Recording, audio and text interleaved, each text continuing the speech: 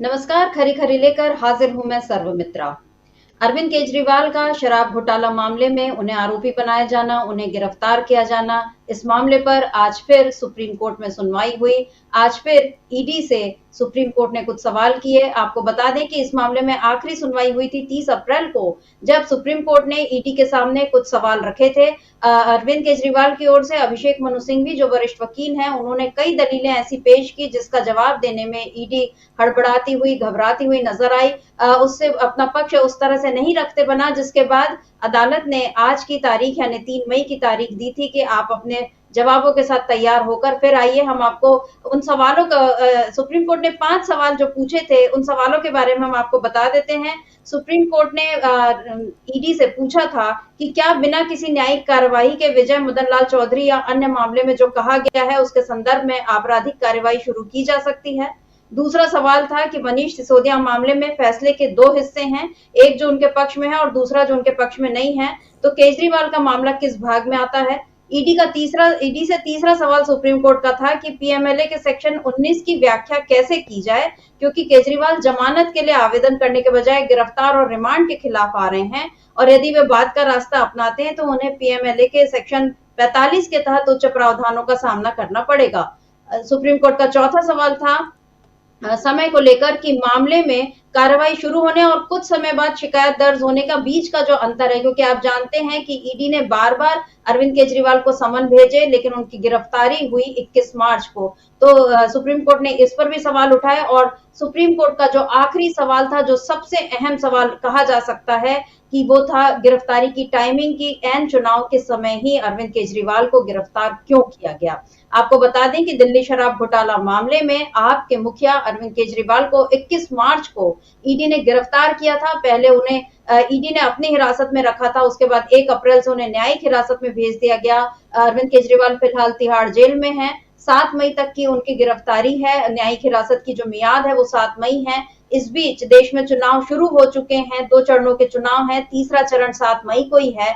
और इस बीच ये सवाल लगातार उठ रहे हैं कि कैसे एक निर्वाचित मुख्यमंत्री को और कैसे एक पार्टी के मुखिया को गिरफ्तार कर लिया है ईडी ने, और चुनाव आयोग इस पर कैसे चुपचाप बैठा है, ये भी सवाल थे। बहुत सारे सवाल इस समय उठ रहे हैं और इस अदालत पर ही सबकी नजरें हैं। पिछले दिनों जितने बार भी सुप्रीम कोर्ट में, उसके पहले हाई कोर्ट में जब भी ये मामला गया, सुनवाई हुई, तो लगातार लोगों की निगाह इस पर बनी रही कि आखिर अदालत से क्या फैसला आता है, क्योंकि अदालत से अब जो भी फैसला आएगा उसका असर देश के लोकतंत्र पर भी पड़ना तय है, और जो इस समय चुनाव हो रहे हैं उस पर भी इसका असर काफी गंभीर होगा, ये माना जा रहा है। तो आज इन्हीं सभी सवालों पर और सुप्रीम कोर्ट में जो सुनवाई हुई है उस पर हम चर्चा करेंगे खरी खरी। हमारे साथ मौजूद है हमारे ऑनलाइन एडिटर अमलिंदु उपाध्याय जी। अमलिंदु जी, बहुत बहुत स्वागत है आपका कार्यक्रम में।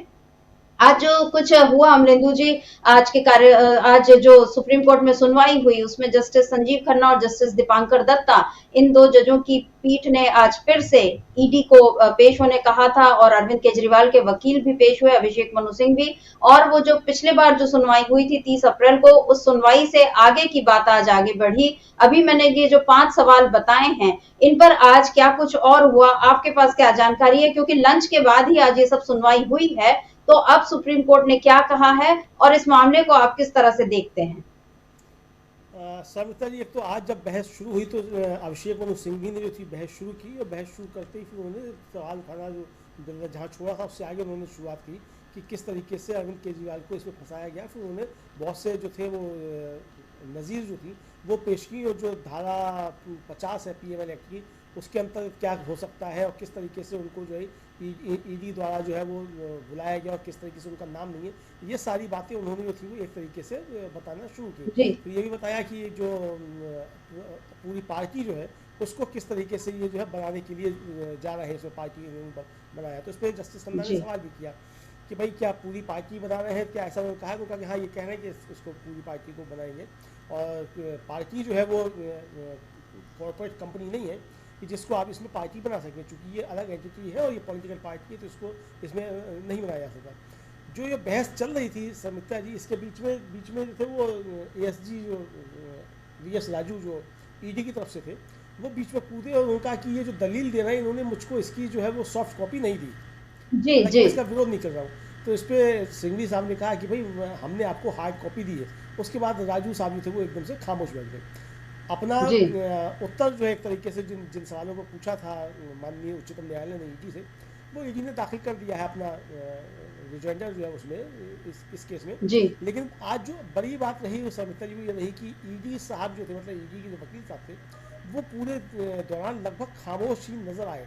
और ज़्यादा उनके पास बातें कहने के लिए कुछ था नहीं। आखिर तक जो था वो लगातार अभिषेक मनु सिंघवी जो थे वही अपनी दलीलें रखते रहे। जस्टिस खन्ना और जस्टिस दत्ता जो थे वो लगातार उस पर प्रतिप्रश्न वगैरह सब करते रहे और ये समझने की कोशिश करते रहे कि किस तरीके से जो है ये मुकदमा है और किस तरीके से इसमें जो है किया गया। उनसे पूछा गया अभिषेक मनु सिंघवी से कि आप इसमें जो है इसमें कोई आपके खिलाफ कोई चार्जशीट है कि नहीं है। ये पहले भी सवाल पूछा था, आज फिर जो था वो सवाल पूछा गया अभिषेक मनु सिंघवी से। तो उन्होंने कहा कि भाई 16 मार्च तक जो इन्होंने मुझे आखिरी जो नोटिस दिया था तब तक तो मैं इनके उसमें नहीं था। हमने इनसे सवाल भी पूछा था कि आप जो है ये बताइए कि हम जो है इसमें मतलब इसमें किस आधार पे आप हमको बुला रहे हैं।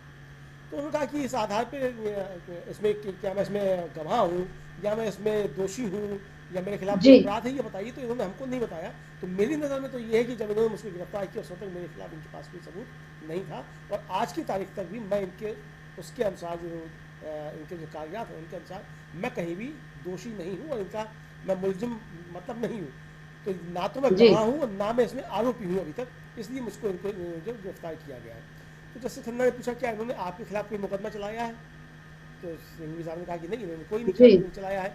जस्टिस खन्ना ने कहा कि वो तो कह रहे हैं कि भविष्य में आपको आरोपी बनाया जाएगा। तो सिंघवी ने कहा कि इसका मतलब यह नहीं है कि केजरीवाल को गिरफ्तार कर लिया जाएगा। अगर भविष्य में आप आपको बनाते हैं तो इसका मतलब ये थोड़ी कि आप अभी केजरीवाल को गिरफ्तार कर लेंगे।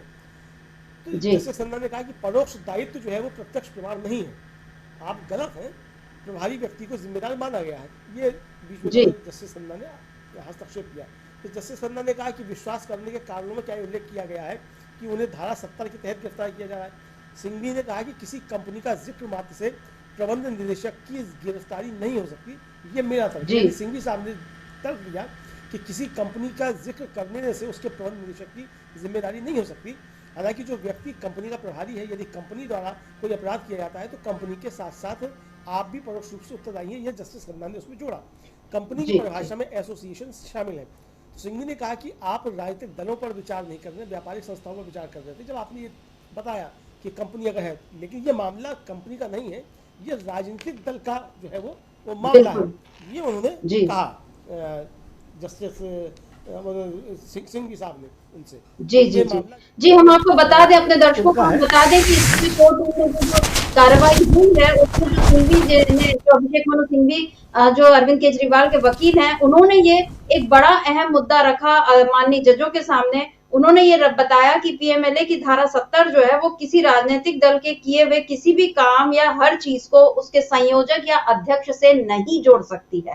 आप यहाँ ध्यान दीजिए, ये बड़ा इंपॉर्टेंट मुद्दा है क्योंकि अरविंद केजरीवाल को गिरफ्तार किया गया है 21 मार्च को, लेकिन अभी तक ना पहले ना गिरफ्तारी के 1 महीने बाद भी कोई सबूत ईडी उनके खिलाफ पेश कर पाई है। लेकिन उन्हें केवल गिरफ्तार इसीलिए किया गया है क्योंकि जिस शराब नीति के मामले में जिसमें बड़ा घोटाला बताया जा रहा है उसके मुखिया जो हैं अरविंद केजरीवाल हैं, क्योंकि वो आम आदमी पार्टी की सरकार के और दिल्ली के मुख्यमंत्री हैं। आम आदमी पार्टी की सरकार है यहाँ पे और आम आदमी पार्टी के मुखिया भी अरविंद केजरीवाल हैं। तो शायद ईडी ने उनको इसीलिए गिरफ्तार किया है। लेकिन यहाँ पर सिंघवी जी ने एक बड़ा जरूरी सवाल उठाया कि पीएमएलए की धारा 70 किसी राजनीतिक दल के हुए किसी भी काम या हर चीज को उसके संयोजक या अध्यक्ष से नहीं जोड़ सकती। ये जो धारा 70 है ये नॉन रजिस्टर्ड यानी एओपी एसोसिएशन ऑफ पर्संस का नाम नहीं लेती है। और सिंघवी यहाँ पे तो इस पर जस्टिस खन्ना ने पूछा भी है कि क्या आम आदमी पार्टी है, तो उन्होंने बोला ये कोई कॉर्पोरेट यूनिट नहीं है, ये जनप्रतिनिधित्व अधिनियम के तहत रजिस्टर्ड पार्टी है। मतलब ये कॉर्पोरेट वो नहीं है जिसके मुखिया को आपने किसी घोटाले में गिरफ्तार कर लिया। ये जनप्रतिनिधित्व अधिनियम के तहत रजिस्टर्ड एक राजनीतिक पार्टी है। तो आप एक राजनीतिक पार्टी के अध्यक्ष या मुखिया को, संयोजक को आप कैसे गिरफ्तार कर सकते हैं? क्योंकि अमरेंद्र जी जो 30 तारीख को जो सवाल उठाए सुप्रीम कोर्ट ने, मेरा ख्याल है अब एक ये नया सवाल ईडी के सामने आ गया है कि वो इस चीज को जस्टिफाई करे कि आपने पीएमएलए की धारा 70 का ख्याल यहाँ पर क्यों नहीं रखा। क्योंकि यहाँ पर सिंघवी जी ने बोला कि ईडी कह रही है कि वे यानी केजरीवाल जो है वो आम आदमी पार्टी के मास्टरमाइंड है, वो रिश्वत की मांग में शामिल है, हालांकि इसका कोई सबूत नहीं है। साथ ही ये पीएमएलए के तहत नहीं बल्कि पहले से तय क्राइम है। उन्होंने धारा 164 का जो बयान दर्ज किया है वो भी मजबूत नहीं है। तो ये पूरा मिलाकर अभिषेक मनु सिंघवी ने आज फिर ईडी को फंसा दिया है। अब क्या ईडी अपना बचाव किस तरह से करेगी, क्योंकि यहाँ पर अमलेंदु जी एक बड़ा सवाल ये भी आ गया है, क्योंकि ये भी पूछा गया था कि पिछले बार जब सुनवाई हुई थी तो सबसे पहला सवाल तो जस्टिस का यही था, जस्टिस खन्ना या जस्टिस दीपांकर दत्ता का, कि आपने जमानत के लिए आप क्यों नहीं गए, आप सीधे गिरफ्तारी को गैर कानूनी या गलत ठहराने आ रहे हैं, आपने जमानत की क्या कोशिश की थी। आज जमानत का सवाल जिस तरह से आया है, आप उस पर क्या कहेंगे अमलेंदु जी? देखिए समिता जी, जस्टिस खन्ना ने सवाल पूछा था बहस की जिस दिन शुरुआत हुई थी, उसी दिन शुरुआत ही यहीं से हुई। जस्टिस खन्ना ने पूछा कि हम आपसे मतलब आपने इसके लिए जमानत के लिए अप्लाई किया है कि नहीं किया है। तो सिंघवी साहब ने कहा कि नहीं, हमने जमानत के लिए अप्लाई नहीं किया है। तो उन्होंने कहा कि मैं जिज्ञासावश पूछना चाहता हूँ कि आपने जमानत के लिए अप्लाई क्यों नहीं किया है। तो इस पर सिंघवी ने कहा कि चूंकि ये गिरफ्तारी ही अवैध है तो इसलिए हमने जमानत के लिए अप्लाई नहीं किया है। यानी कि हम जमानत के लिए नहीं जा रहे हैं, इसलिए नहीं जा रहे हैं चूंकि हमारी गिरफ्तारी ही अवैध है और गिरफ्तारी ही जो है वो क्वैश होनी चाहिए। तो गिरफ्तारी क्वैश हो जाएगी तो जमानत की कोई आवश्यकता रहेगी नहीं। कुल मिला के समिता जी, ये एक अनूठा केस एक तरीके से कहा जा सकता है कि जिस तरीके से सामने आया है। और इस अनूठे केस में बहुत सी जो बातें बहस में आई हैं उसमें ये एक तो ये तय हुआ कि जिस तरीके से अन्य केसेस चलते हैं, सामान्य जो आपराधिक प्रक्रिया होती है, उससे किस तरीके से पीएमएलए एक्ट के केसेस अलग हैं।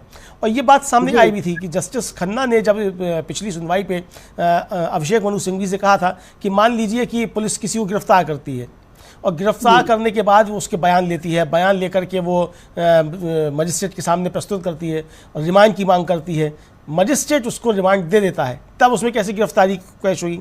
इस पर सिंघवी ने कहा था कि ये साहब आप जो तर्क दे रहे हैं ये तर्क जो है ये सामान्य आपराधिक मुकदमों का है, लेकिन ये जो मामला है ये सामान्य आपराधिक मुकदमा नहीं है, ये पीएमएलए एक्ट के तहत मुकदमा है और इसमें इस तरीके की चीज़ें नहीं हो सकती हैं। इससे फिर जो थे वो जस्टिस खन्ना जो थे वो सहमत हुए थे कि हाँ आप अपनी जगह पे यहाँ पे सही है।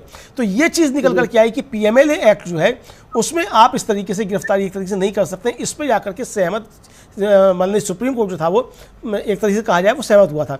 और फिर आखिर में जब उसको कहा ईडी को, सुप्रीम कोर्ट की तरफ से कहा गया कि आप अगली तारीख पे आइए तो ये जो 5 सवालों के जवाब लेकर के आइए, उसमें ये बात महत्वपूर्ण थी कि भाई इनकी जो स्वतंत्रता है, स्वतंत्रता से समझौता नहीं किया जा सकता किसी व्यक्ति की, ये महत्वपूर्ण चीज़ है। दूसरा ये कि आपके पास गिरफ्तार करने के कारण क्या है ये आपको बताना होगा। तो ये सारी बातें ईडी को बतानी थी। संजय सिंह की जो जमानत याचिका थी शर्मिष्ठा जी, उसमें भी यही हुआ था कि जब उनकी याचिका पर बहस चली तो जस्टिस खन्ना ने ही उसमें पूछा था ईडी से कि भाई आपके पास इनके खिलाफ कोई सबूत है, अगर सबूत है तो आप लेकर के आइए, वरना फिर हम जो धारा 45 है पीएमएल एक्ट की उसके अंतर्गत हम गुणदोष के आधार पर हम इस पर फिर फैसला करेंगे और हम मंगलवार को इसको सुनेंगे। उसके बाद फिर लंच के लिए उनका कि लंच के बाद हम इसको आते हैं, और लंच के बाद फिर जब ईडी के यही जो एएसजी राजू हैं ये पहुंचे तो उनका कि हम इनकी जमानत का हम विरोध नहीं करते हैं और इनको हम स्पेशल कंसेशन देते हैं। तो वो स्पेशल कंसेशन किस लिए दिया गया था? इसीलिए दिया गया था कि संजय सिंह के खिलाफ भी कोई सबूत ईडी के पास नहीं था, और अगर वो गुणदोष पे जाता तो सारे जो लोग अंदर बंद हैं उस गुणदोष में जो थे वो सारे इसी तरीके से बाहर आ जाते, चूंकि वो धारा 45 के तहत उस पर जाकर सुनवाई होती।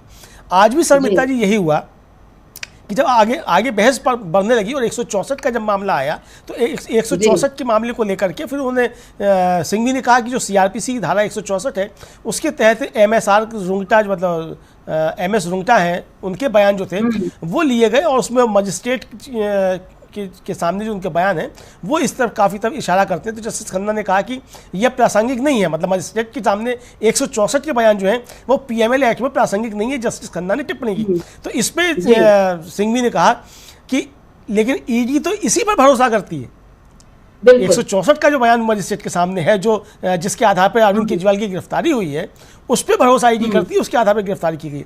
तो जस्टिस दत्ता ने कहा कि वो इस बयान में क्या क्या कहते हैं, मतलब एमएसआर जो है उन्होंने उस बयान में क्या कहा है। तो सिंघवी ने जो था उसको वो पढ़ना शुरू किया, तो एएसजी राजू थे वो बीच में मतलब कूदे और उन्होंने कहा कि साहब ये बिना तथ्यों के पढ़ रहे हैं। तो इस पर सिंघवी ने कहा कि ये जो सर्टिफिकेट है ये इसका हिस्सा है आपका, लेकिन कबूलनामे के खिलाफ इसमें कोई भी जो है वो चेतावनी नहीं दी गई है।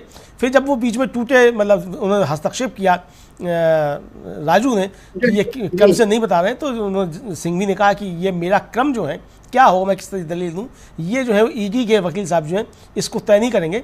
और एक जो पब्लिक प्रोसिक्यूटर, उससे आशा की जानी चाहिए कि वो गंभीर तर्क जो है वो रखेगा। ये गंभीर टिप्पणी जो थी वो उन्होंने अभिषेक मनु सिंघवी ने की कि आप जो है यहाँ आकर के कोई उल्टी सीधी, मतलब एक तरीके कहने का ये है कि आप यहाँ आकर के उल्टी सीधी बातें नहीं करेंगे, क्योंकि प्रोसिक्यूटर, पब्लिक प्रोसिक्यूटर जो है वो आईओ नहीं है, तो आईओ के तरीके से बिहेव नहीं कर सकता है। आपको यहाँ सरकार का पक्ष रखना है या आप जो संस्था है उसका पक्ष रखना है, तो आप अपनी बात रखिए, आप आईओ के तरीके से एक तरीके से व्यवहार मत कीजिए। तो ये जो था वो देखने को आया। फिर जस्टिस खन्ना ने पूछा कि दिल्ली में चुनाव कब है, तो सिंघवी ने बताया कि 23 मई को है और 48 घंटे का उसमें जो है वो पीरियड होता है, मौन काल जो होता है, इसमें आप चुनाव प्रचार नहीं कर सकते, यानी कि 21 मई तक जो है वो है। तो जस्टिस खन्ना ने पूछा कि इसकी चुनाव की घोषणा कब हुई है, तो बताया कि चुनाव की घोषणा कब हुई है। तो ये सब मिलाकर के चला शर्मिष्ठा जी इसमें। तो कुल मिलाकर के अब जो आगे बात बढ़ी, जिस तरीके से उसमें जस्टिस खन्ना ने कहा कि इसमें जो विश्वास करने के कारण हैं उनको आईपीसी में परिभाषित किया गया है, जो कि आपके पक्ष में जाता है, इसका आपने उल्लेख नहीं किया। लेकिन साथ ही ये अदालत जो है वो आईओ की भूमिका नहीं निभा सकती, यानी अदालत जो है वो जो अधिकारी है, जांच अधिकारी है, उसकी भूमिका नहीं निभा सकती, ये सिंघवी से कहा उन्होंने। लेकिन उस पर लेकिन ये जरूर देखा जाएगा कि उस पद पे जो व्यक्ति बैठा है, यानी जो आईओ बैठा है, उसने कोई निष्पक्ष राय बनाई है कि नहीं बनाई है। यानी आईओ की जो राय है वो मैटर करेगी, उसको अदालत स्वीकार करेगी, लेकिन ये भी देखेगी कि उसने जांच ठीक तरीके से की है कि नहीं की है, या किसी राग द्वेष से प्रेरित होकर के जांच उसने की है। कुल मिलाकर के इस तरीके की बातें होती वो सामने आई।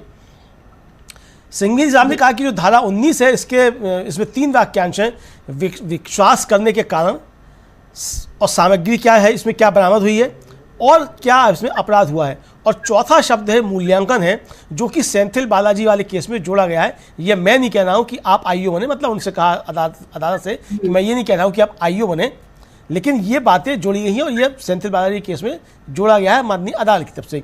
तो कुल मिलाकर के जो शर्मिष्ठा जी आगे बातें हुई, और एक तरीके से तो समझ में ये आया आखिर में जाकर के कि अदालत जो है वो इस तरफ बढ़ी कि चूंकि ये मामला गंभीर है और इसमें सीधे सीधे चुनौती गिरफ्तारी को दी गई है, तो एक यूनिक किस्म का ये एक मतलब केस है, इस पर लंबी फिर सुनवाई होगी, लंबी इस पर बहस चलेगी। तो चूंकि चुनाव अभी सिर पे है, तो अगर अरविंद केजरीवाल चाहें तो इस पर अभी उनको इंटरिम जमानत जो है वो दी जा सकती है।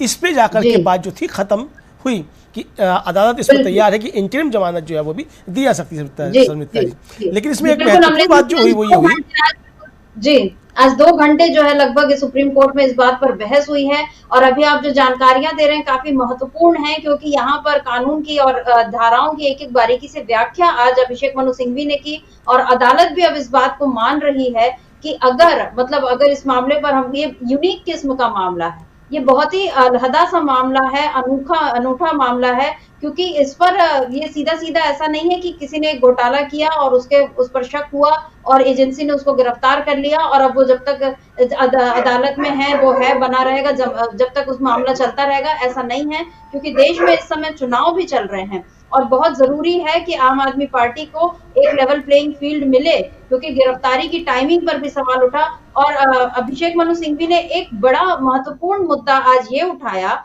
कि 16 मार्च को आखिरी समन मिला ईडी का अरविंद केजरीवाल को, और गिरफ्तारी हुई 21 मार्च को, 5 दिनों का बीच में वक्त। तो आखिर इन 5 दिनों में आखिर ऐसा क्या हुआ, क्या बदलाव आ गया कि अरविंद केजरीवाल को गिरफ्तार करना पड़ा? तो जाहिर है ये अनूठा मामला है, न केवल इस लिहाज से कि यहाँ पर पीएमएलए की धाराओं का किस तरह से इस्तेमाल ईडी ने किया, ईडी ने ऐसा मामला क्यों बनाया, क्यों उनको गिरफ्तार किया, ये सारी बातें तो है ही हैं। सबसे जरूरी सवाल ये है कि इन सब के पीछे आखिर क्या खेल चल रहा है, क्यों अरविंद केजरीवाल में इतना बड़ा अपराधी ईडी को नजर आ रहा है कि उन्हें 16 तारीख को आखिरी समन देने के बाद अचानक 21 मार्च को गिरफ्तार कर लिया जाता है, जबकि इस बीच देश में आचार संहिता लग जाती है। अमलेंदु जी, इस मामले पर आप क्या कहेंगे? आज ये जो अभिषेक मनु सिंघवी ने 16 और 21 2 तारीखों का जिक्र करके जो बताया है कि आखिर ऐसा क्या बदलाव आ गया? देखिए सर्मिता जी, पूरा केस जो इसी पे आकर के सिमट गया है और एक तरीके से ईडी की मंशा है उसके ऊपर भी आकर के ये केस सिमट गया कि मंशा आखिर क्या थी। और जो पिछली सुनवाई पे माननीय सुप्रीम कोर्ट ने ईडी को कहा था कि आप आइए अपने जवाब लेकर के और रिवेंजर आप इसमें दाखिल कीजिए, उसमें भी यही था कि जो 5 बातें जिसकी आपने शुरुआत में जिक्र किया कि वो 5 सवाल जो थे ईडी से पूछे गए थे, उसमें यह भी था कि व्यक्ति की स्वतंत्रता, चुनाव किस समय है, और ये भी कहा गया कि ये कह रहे हैं कि आपने चुनाव के समय किया, तो ये टाइमिंग को लेकर के भी माननीय सुप्रीम कोर्ट ने ईडी से सवाल किए थे। और आज ईडी जो था वो बगले झांकता हुआ सुप्रीम कोर्ट में नजर आया शर्मिता जी एक तरीके से। दूसरा, आज ईडी को एक जबरदस्त तरीके से डांट पड़ी सुप्रीम कोर्ट की तरफ से, और वो डांट शर्मिता जी ये पड़ी कि जब वो धारा 8 जो थी पीएमएलए की पढ़ रहे थे एएसजी राजू जो थे, तो उन्होंने ये कह दिया कि मुकदमे में दोष सिद्धि के लिए जो है वो पूर्व शर्त जब्ती जो है वो पूर्व शर्त मतलब है, लेकिन इसमें संलग्नक जो है यानी उसकी अटैचमेंट जो है वो जरूरी नहीं है। इस पर जस्टिस खन्ना ने बड़ी जोर से उनको डांटा एएसजी राजू को और कहा कि क्या यह कोई विभाग का मामला है कि कोई अस्थायी कुर्की जो है मुख्य रूप से नहीं की जा सकती क्योंकि व्यक्ति के पास अपराध की आय है। तो आप जो कह रहे हैं उससे सावधान रहिए मिस्टर। इस पर जो था फिर सकपका गए एकदम से एएसजी राजू, फिर उन्होंने कहा कि नहीं मैं होश में हूँ, मैं बिल्कुल होश में हूँ और दोनों शर्तों को पूरा करना आवश्यक है। यानी जो तर्क दे रहे थे एएसजी राजू जो थे वो एकदम से पलट गए तर्क देते, वो फिर कहा कि नहीं सर कि जो आप कह रहे हैं कि वो बिल्कुल सही है, मैं जानता हूँ कि दोनों जो है इसमें चीज़ें ज़रूरी हैं। तो समिता जी यहाँ जो है इसका मतलब ईडी ने स्वीकार कर लिया कि उसके पास दोनों में से कोई भी चीज़ें मौजूद नहीं हैं जिसके आधार पर अरविंद केजरीवाल की गिरफ्तारी की जा सकती थी, जिसके आधार पर अरविंद केजरीवाल की गिरफ्तारी की गई उसके आधार ईडी के पास मौजूद नहीं है। एक तरीके से एएसजी राजू ने ये स्वीकार कर लिया। फिर हालांकि उसके बाद में कहा उन्होंने जस्टिस खन्ना ने कि ऐसा लगता है कि हम इसको आज कंक्लूड नहीं कर पाएंगे, तो मैं स्पष्ट कर दूं कि हम चुनाव के कारण अंतिम जमानत पर विचार कर सकते हैं। इस पे जो थे राजू बोले कि साहब देखिए अगर आप ये करेंगे तो देखिए संजय सिंह का मामला देखिए वो किस तरीके के बयान दे रहे हैं। तो जस्टिस खन्ना ने कहा आज हम कुछ कह नहीं रहे लेकिन हम पूछ सकते हैं, कृपया मंगलवार को तैयार रहिए। दूसरा सवाल है कि क्या केजरीवाल को सरकारी फाइलों पर हस्ताक्षर करने चाहिए। तो फिर राजू ने कहा कि मिलोट इस बयान को बढ़ा चढ़ाकर पेश किया जाएगा। यानी अब एक तरीके से कहा जाए जो ईडी जो है वो अदालत में जो बहस कर रही है वो राजनीतिक बहस कर रही है कि साहब इनके बयानों को बढ़ा चढ़ा करके पेश किया जाएगा। यानी ईडी के वक्तव्यों को एक हार की तरीके से पेश किया जाएगा और अदालत की जो फाइंडिंग्स होंगी उनको जो केजरीवाल की जीत के तरीके से पेश किया जाएगा। ये खतरा ईडी को नजर आने लगा। इसका मतलब समिता जी ये है कि जो आरोप लगातार लगाए जा रहे थे और अभिषेक मनु सिंघवी ने भी अदालत के अंदर बाकायदा ये आरोप लगाए कि ईडी जो है वो भारतीय जनता पार्टी के एक तरीके से कहा जाए कि अनुषंगिक संगठन की तरीके से काम कर रही है और ये स्वतंत्र जांच इकाई की तरीके से काम नहीं कर रही। ये आरोप लगातार विपक्ष लगाता रहता है।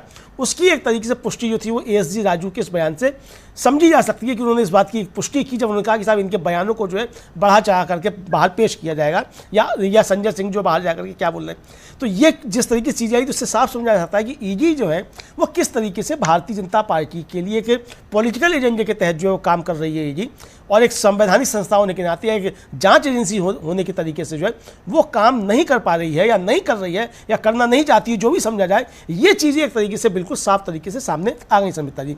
तो जो 16 मार्च का और 21 मार्च का जो मामला है समिता जी वो एक तरीके से सामने आ गया। जिस तरीके से अभिषेक मनु सिंघवी ने आज भी कहा कि भाई 16 मार्च को इन्होंने मुझको आखिरी समन दिया, उसका मैंने इनको लिखित में जवाब दिया। मैंने इनसे पूछा कि मैं इसमें गवाह हूं या इसमें मैं आरोपी हूं, आप किस हैसियत से मुझको बुला रहे हैं।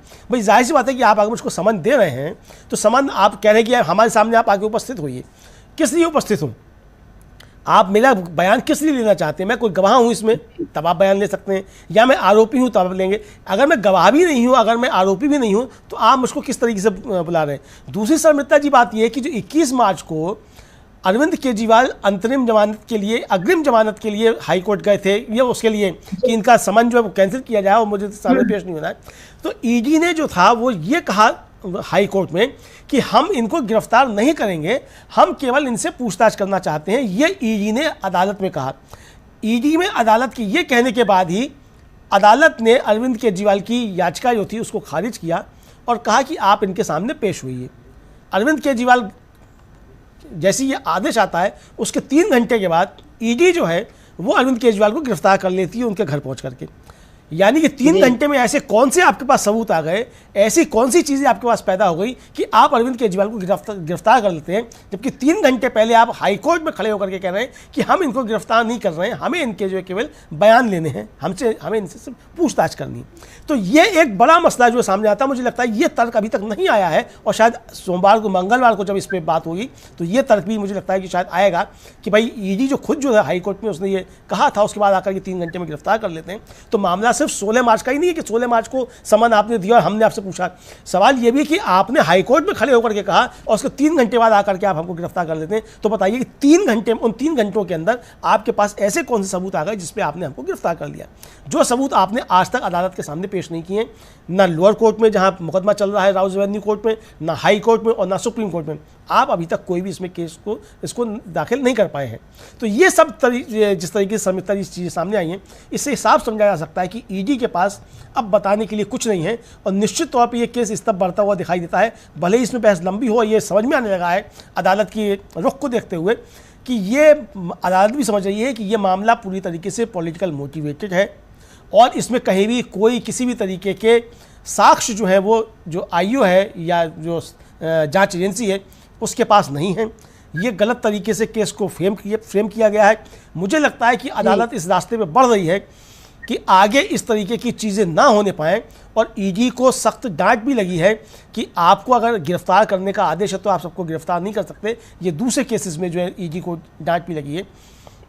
तो ये सारी चीज़ें अब उस तरफ बढ़ती जा रही हैं कि आगे जाकर के ईडी इस तरीके से सरकार के दबाव में जो है इस तरीके से काम ना करने पाए, तो इसमें कोई इस तरीके का फैसला आ जाए, ऐसा मेरा एजम्पशन है कि ऐसा शायद हो सकता है। क्योंकि अगर सुप्रीम कोर्ट ये कह रहा है कि हम इनको अभी अंतरिम जमानत दे सकते हैं और इस पर लंबी वो होगी, चूँकि ये बहुत महत्वपूर्ण केस है और यूनिक केस है, तो समझा जा सकता है कि इस पर फैसला भी समिता जी यूनिक आएगा, जो कि आगे चल करके पीएमएलए एक्ट के तहत जितने भी केसेस हैं उनके लिए एक नज़ीर भी बन जाएगा। समिता जी बिल्कुल, बहुत कुछ बदलने वाला है आने वाले दिनों में। और 7 तारीख, जी हाँ, 7 मई जब देश में तीसरे चरण का चुनाव होगा, 7 मई जब अरविंद केजरीवाल की न्यायिक हिरासत की अवधि जो है पूरी होगी, और 7 मई को ही अब अदालत जो है अरविंद केजरीवाल मामले की सुनवाई करेगी।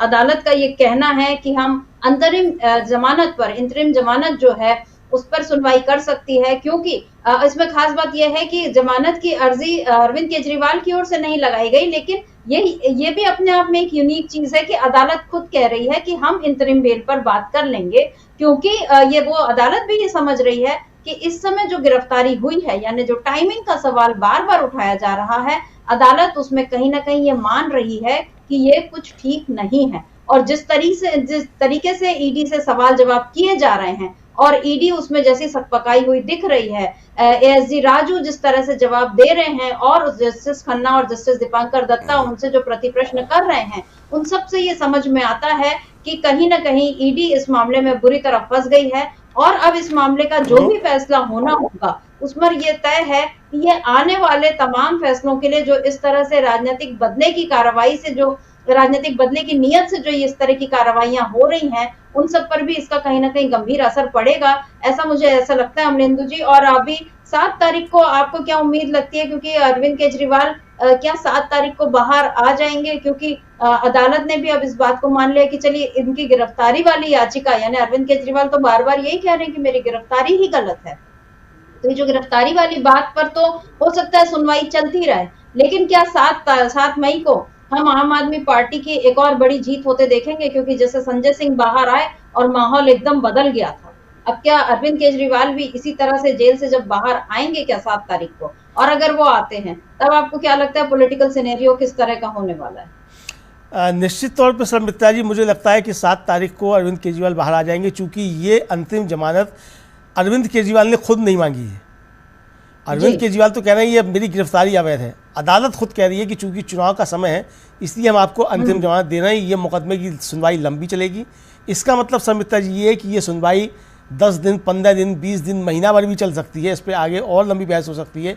इसके तमाम पहलुओं पे चीज़ें हो सकती हैं। जिस तरीके से बात चल रही है धारा 19 पीएमएल एक्ट की क्या है, उसमें बहुत व्यापक चीज़ें हैं, तो धारा 19 को अच्छे तरीके से व्याख्यायित किया जा सकता है। कुल मिला के संमित्रा जी, लगता ये है कि इस खंडपीठ के द्वारा पीएमएलए पे एक्ट को लेकर के बहुत बड़े फैसले इस केस में आ सकते हैं, और हो सकता है कि ये जो है आगे जाकर के रूल्स रेगुलेशन जो है वो ईडी के चेंज हो जाए। जिस तरीके से संशोधन किया सरकार ने पीएमएलए एक्ट में, हो सकता है ये सुप्रीम कोर्ट जो है उन संशोधनों को यहाँ निरस्त भी कर दे। इस तरफ भी ये केस जा सकता है, चूंकि जो संशोधन किए गए उसके तहत ही ईडी को असीमित अधिकार जो थे वो मिल गए कि आप बिना मुकदमा चलाए हुए किसी को जब तक चाहे जेल में रख सकते हैं। आप अगर विरोध कर देंगे जमानत का तो जमानत नहीं मिलेगी। इस तरीके के जो प्रावधान सब उसमें आए हैं, तो वो उन प्रावधानों पे को निरस्त किया जा सकता है। चूंकि सुप्रीम कोर्ट के पास ये अधिकार हैं कि वो संसद द्वारा किसी पारित कानून को या तो स्थगित कर दे या उसको रद्द कर दे, ये अधिकार है। और इस अधिकार का कई बार जो है वो माननीय उच्चतम न्यायालय ने प्रयोग किया है।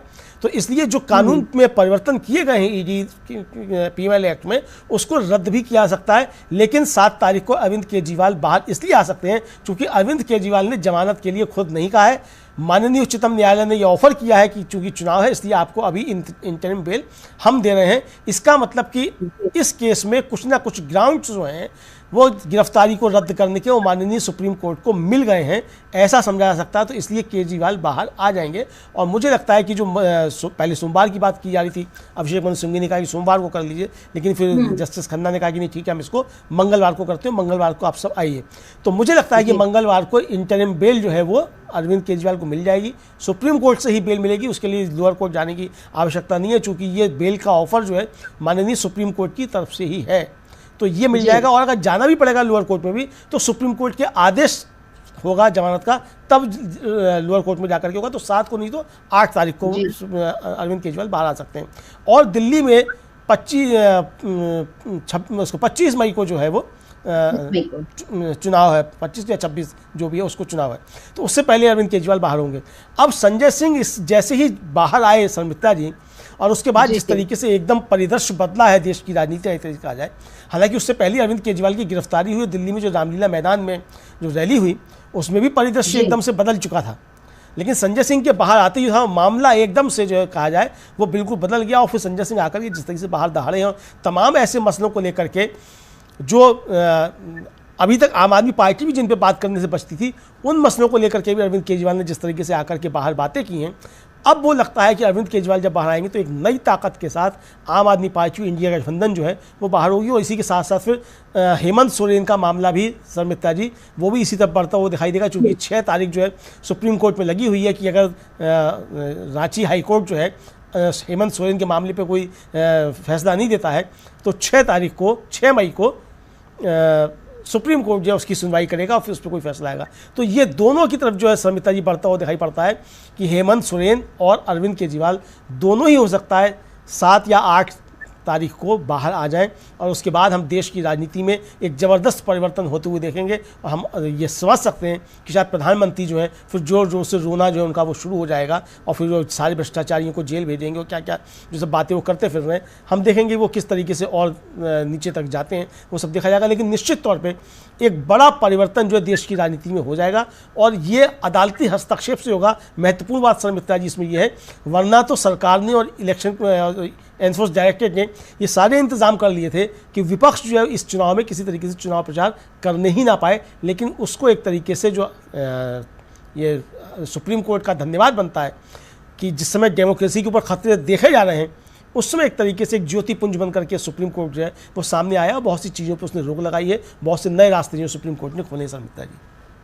बिल्कुल, आकाश में जैसे ध्रुव तारा होता है अटल, और उसके कारण राह समझने में आसानी होती है। इस समय भारतीय लोकतंत्र में आकाश पर अगर जो कुछ अंधेरा छाया हुआ है तो उसमें ये कह सकते हैं कि सुप्रीम कोर्ट जो है ध्रुव तारे की तरह वहां पर बना हुआ है, और उसको देखकर बहुत सारी चीजें इस समय अपनी राह पर पकड़ते जा रही हैं। हमने देखा इलेक्टोरल बॉन्ड मामले पर भी पूरी कोशिश थी सरकार की ओर से कि इलेक्टोरल बॉन्ड की जानकारी बिल्कुल भी सामने ना आए, लेकिन सब कुछ सामने आया। अब उसका बचाव जो है बीजेपी करती रही, मोदी और शाह करते रहे। और उसके बाद जिस तरह से विपक्ष के नेताओं पर कार्रवाई चली, हेमंत सोरेन जेल भेजे गए, अरविंद केजरीवाल जेल भेजे गए, और इंडिया गठबंधन ने भी अपनी रैलियों में इन दोनों के लिए कुर्सियां खाली रखकर ये बता दिया कि आप इनको भले जेल भेज सकते हैं, लेकिन हम इनकी याद लोगों को दिलाते रहेंगे। और इन दोनों की पत्नियों ने भी बिल्कुल बाहर आकर मोर्चा संभाले रखा। और आज पिछले कुछ दिनों से जिस तरह से सुप्रीम कोर्ट में और हाई कोर्ट में लगातार सुनवाई अलग अलग पहलुओं को लेकर,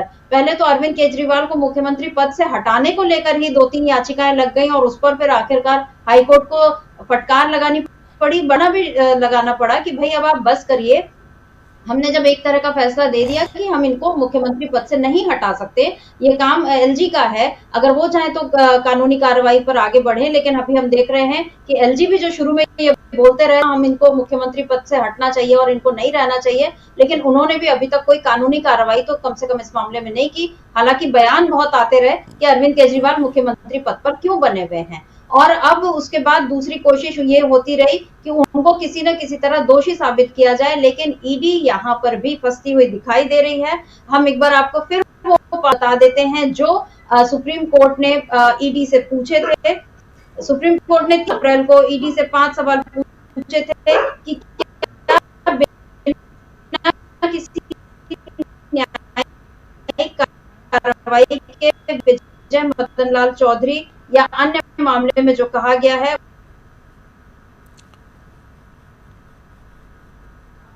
जी जी जी जी बिल्कुल आप सही कह रही हैं कि बाकी जो तर्क दिए गए वहाँ सुप्रीम कोर्ट में अभिषेक मनु सिंघवी की तरफ से, तो उसको उन तर्कों के बाद जब कंक्लूजन की तरफ बढ़ा मामला और जब कहा जस्टिस संजीव खन्ना ने कि इसको हम आज नहीं सुन सकते हैं, तो उसके बाद फिर राजू जो थे उन्होंने हस्तक्षेप किया और कहा कि साहब इनको पहले जमानत याचिका दायर करने दीजिए। तो उस पर जस्टिस खन्ना ने कहा कि हम जो है वो किसी भी तरीके की टिप्पणी नहीं कर रहे हैं, हम मंगलवार को सुनवाई करेंगे। तो कुल मिलाकर के जिस तरीके से देखा जाए तो जो ईडी ने कहा और जो तर्क जो थे अभिषेक मनु सिंघवी ने दिए, उससे ये साफ समझा जा सकता है कि ईडी के पास इन तर्कों की कोई काट नहीं थी। और बीच में 2-3 बार जो हस्तक्षेप किया भी एएसजी राजू ने, तो वो बहुत मामूली एक तरीके से कहा जाए, वो उसका केस से कोई संबंध नहीं था। जैसे इस तरीके की टिप्पणी कि साहब ये सीरियल से नहीं पढ़ रहे हैं, इन्होंने ये सीरियल से नहीं पढ़ रहे हैं, जो भी अपना ये वक्तव्य पढ़ रहे हैं। तो इस पर अभिषेक मनु सिंघवी ने कहा भी कि भाई आप मुझको ये निर्धारित नहीं कर सकते कि मैं किस सीरियल से पढ़ूँ, या फिर इन्होंने हमको सॉफ्ट कॉपी नहीं दी, तो उस पर कहा गया कि हमने आपको हार्ड कॉपी दे दी है। और जब तीसरी बार उन्होंने हस्तक्षेप किया एएसजी राजू ने, तो फिर माननीय सुप्रीम कोर्ट की तरफ से उनको डांट भी लगा दी गई कि आप होश में रहिए और आप जो कह रहे हैं आप अवेयर रहिए कि इस धारा के अंतर्गत क्या क्या है और पीएमएल एक्ट क्या कहता है। तो उसमें उनको स्वीकार करना पड़ा कि हाँ साहब मैं जो बिल्कुल होश में हूँ और ये दोनों चीज़ें इसमें महत्वपूर्ण है। तो सर मित्रा जी, जिस तरीके से ये सब मामला चला है, अब ये समझा जा सकता है कि ये केस एक कंक्लूजन की तरफ बढ़ रहा है। 7 या 8 तारीख को, मतलब 7 तारीख को सुनवाई है, 7 तारीख को आदेश होता है, तो हो सकता है 7 को ही आ जाए। अगर सुबह सुनवाई होती है तो राउज वेन्यू कोर्ट में जाकर के दाखिल किया जा सकें पेपर्स जो है, या फिर 8 तारीख को, मतलब 7 या 8 में अरविंद केजरीवाल बाहर आ सकते हैं, ऐसी आशा हमको करनी चाहिए कुल मिलाकर के। और ये केस एक बड़ा यूनिक केस जो है, जैसा कि कहा भी माननीय उच्चतम न्यायालय की, ये गंभीर केस है, इस पर बहुत विस्तार से चर्चा करनी होगी। तो कुल मिलाकर के विस्तार से चर्चा होगी तो एक नई तरीके से इसमें चीज़ें खुल सकती हैं और पीएमएल एक्ट में बहुत सी गड़बड़ियाँ जो हैं उनको मुझे लगता है कि माननीय सुप्रीम कोर्ट के आदेश के बाद ठीक किया जा सकेगा। सविता जी बिल्कुल, आज बहुत बड़ा दिन है क्योंकि आम आदमी पार्टी के लिए, क्योंकि आज अरविंद केजरीवाल के ऊपर जो सुनवाई हुई उसमें कोर्ट की ओर से ही अब ये कह दिया गया है कि अब इंटरिम बेल की ओर बढ़ा जा सकता है। यानी 7 मई को अब जब अगली सुनवाई होगी तो हम ये उम्मीद करें कि 7 मई नहीं तो 8 मई को अरविंद केजरीवाल बाहर आएंगे ही, क्योंकि ये बेल की यानी जमानत की जो बात है ये खुद सुप्रीम कोर्ट की ओर से उठाई गई है। ये अरविंद केजरीवाल ने नहीं मांगी जमानत, वो तो सीधे सीधे अपनी गिरफ्तारी को ही गलत बता रहे हैं। लेकिन सुप्रीम कोर्ट का ये कहना है कि जितने अभी तक सवाल जवाब हुए, जो दलीलें पेश की गई, ईडी की ओर से जो कारण बताए जा रहे हैं उनकी गिरफ्तारी के, और अभिषेक मनु सिंघवी की ओर से जो कारण बताए जा रहे हैं कि ये गिरफ्तारी गलत है, राजनीति से प्रेरित है, इन सब सवालों पर विचार करने के लिए कोर्ट को अभी वक्त लगेगा। कोर्ट ने इसे एक यूनिक मामला माना है, तो ये तय है कि इस यूनिक मामले का नतीजा या फैसला जो भी आएगा वो भी यूनिक ही होगा। फिलहाल इसमें अनूठी बात सबसे ये लग रही है कि अरविंद केजरीवाल को खुद अब सुप्रीम कोर्ट जमानत देने की बात कह रही है। तो हम उम्मीद करते हैं कि 7 तारीख को या 8 तारीख को अरविंद केजरीवाल बाहर आ जाएंगे। उनकी न्यायिक हिरासत भी 7 मई को खत्म हो रही है और इसके साथ ही ये केवल मसला इतना नहीं है कि अरविंद केजरीवाल बाहर आएंगे, मसला ये भी है कि इसके बाद देश की राजनीति में बहुत बड़ा बदलाव आ सकता है, क्योंकि अरविंद केजरीवाल को गिरफ्तार रखने के पीछे या उन्हें जेल भेजने के पीछे मंशा क्या है, भले कोई स्पष्ट रूप से ना बोला गया हो, अदालत में ये बात नहीं कही गई हो, लेकिन फिर भी क्या मंशा है, किन लोगों का खेल है, क्यों उन्हें इस तरह से गिरफ्तार किया गया, ये सब अब जाहिर होने लगा है और इसमें कहीं ना कहीं बीजेपी दबाव में आती हुई दिख रही है। आज जो जस्टिस खन्ना और जस्टिस संजीव खन्ना और जस्टिस दीपांकर दत्ता की बेंच ने ये कहा है कि लोकसभा चुनाव को देखते हुए केजरीवाल की अंतरिम जमानत पर विचार किया जा सकता है ताकि वे कैंपेन में हिस्सा ले सकें। तो जी हां, अब अरविंद केजरीवाल आपको शायद तीसरे चरण के बाद चौथे, पांचवें, छठवें और सातवें चरण में कैंपेन करते हुए दिखाई दे। पहले के 2 चरणों में अरविंद केजरीवाल जेल में ही रहे, लेकिन अब जब वो जेल से बाहर आएंगे तो फिर कैसा बदलेगा देश का राजनीतिक माहौल और कैसे दबाव में आएगी बीजेपी, इसको हम देखेंगे। आज की इस चर्चा को अमलेंदु जी हम यहीं रोकते हैं। आज अदालत ने भी अपना समय पूरा कर लिया है और अदालत ने भी कहा है कि अब वो मंगलवार को इस मामले पर सुनवाई करेगी, तो फिर हम भी मंगलवार को ही इस मामले पर फिर से चर्चा के लिए हाजिर होंगे, लेकिन इस बीच दूसरे विषयों को लेकर आपके बीच जरूर उपस्थित होते रहेंगे। आज हमें दीजिए इजाजत। धन्यवाद, नमस्कार और देखते रहिए डीबी लाइव।